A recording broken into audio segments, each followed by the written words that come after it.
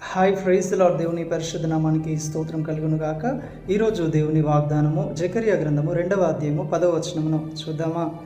సియోను నివాసులారా, నేను వచ్చి మీ మధ్యను నివాసము చేతును, సంతోషముగా నుండి పాటలు పాడుడి, ఇదే యెహోవా వాక్కు.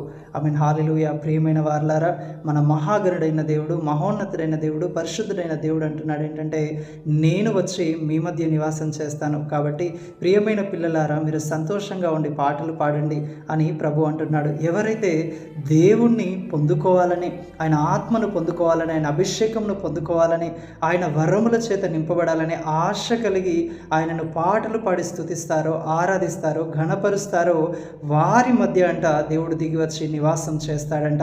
వారితో అంట దేవుడు ఉంటాడంట. హల్లెలూయా. ఇది ఎంత గొప్ప ధన్యత కదా. కానీ ఈరోజు చాలామంది వారి యొక్క ఆరాధనలో స్వార్థం ఉంది. వారి ఆరాధన పెదవుల నుండి ఉంది.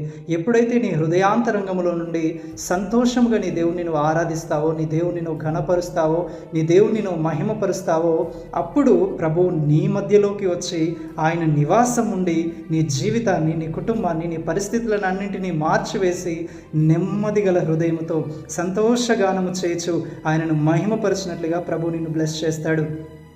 ప్రభు అట్టి కృప మనందరికీ దయచేయును గాక. I mean praise the Lord. May God bless you all.